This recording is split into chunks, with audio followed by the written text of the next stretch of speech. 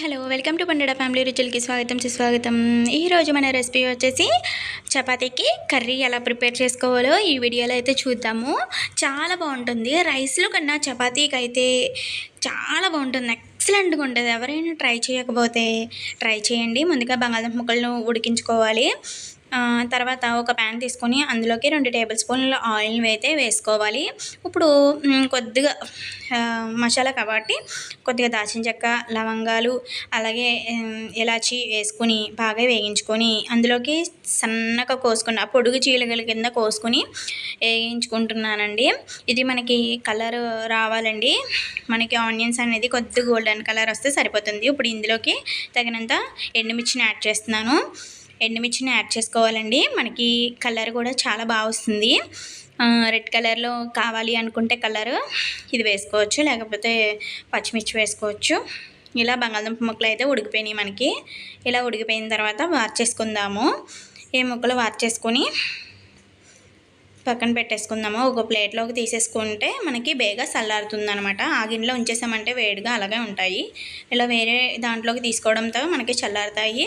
తర్వాత వలుసుకుందాము పీల్ అనేది। ఇప్పుడు మనం మిక్సీ జార్లోకి మనం ముందుగా వేగించుకున్నవి ఉన్నాయి కదా, అవన్నీ కూడా వేసేసి ఇందులోకి తగినంత ఉప్పునైతే యాడ్ చేసుకుంటున్నాను। ఈ పేస్ట్ని మనం మెత్తగా ఆడేసుకుందాము। ఆడేసుకొని ఈ లోపల మనం బంగాళదుంప ముక్కలను కూడా ఒలిచేసుకోవాలి। ఇప్పుడు పెనంలోకి ఆయిల్ వేసుకొని మనం ముందుగా పేస్ట్ చేసుకున్నాం కదా ఆనియన్ పేస్టు, అది కూడా వేసేసుకొని బాగా ఒక్కసేపు అలా కొద్ది లో ఫ్లేమ్లో పెట్టుకొని అలా ఒక 2 మినిట్స్ అలా వేగించేసుకుంటే సరిపోతుంది। ఇప్పుడు ఇందులోకి మిక్సీ జార్లోకి కొద్దిగా వాటర్ వేసుకొని తిప్పేసి ఇలాగా పోసేయడమేనండి అందులోకి। ఇలా పోసేసిన తర్వాత ఇప్పుడు ఇందులోకి ఉప్పు సరిపోతే చూసుకొని వేసుకోండి ఈ టైంలో। అలాగే ఇప్పుడు బంగాళదుంప ఉడికించిన బంగాళదుంప ఉంది కదా, అది కూడా వేసేసుకుంటామే।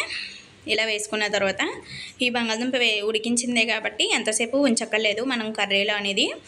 ఇలా కొంచెంసేపు ఒక 2 మినిట్స్ అలా మనకి దగ్గర పడిపోతే సరిపోతుంది। ఈ విధంగా దగ్గర పడిపోయింది కదా, ఇప్పుడు స్టవ్ అనేది ఆఫ్ చేసేసుకుందాము। చూసారా, ఇలా సర్వింగ్ ప్లేట్లోకి చపాతీతో అలాగే ఆనియన్తో సర్వ్ చేసేసుకోవడమే అంతే। ఈ రెసిపీ మీకు నచ్చినట్లయితే లైక్ చేయండి, షేర్ చేయండి, నా ఛానల్ని సబ్స్క్రైబ్ చేసుకోండి। Bye bye.